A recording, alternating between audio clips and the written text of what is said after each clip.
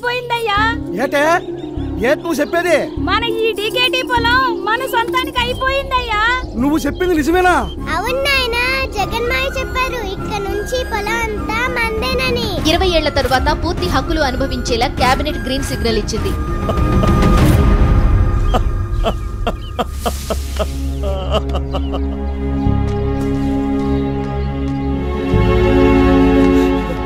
మన ఇంటి తల్లి ఇన్నాళ్ళు పరాయిదల్లో ఉంది, ఇప్పుడు మన సొంతమైంది. అన్నా జగనన్నా, ఈ పేద కూలీ రైతుని ఆసామిని చేసావన్నా. అన్నా మాకింకేటొద్దన్నా, మాకింకేటొద్దు.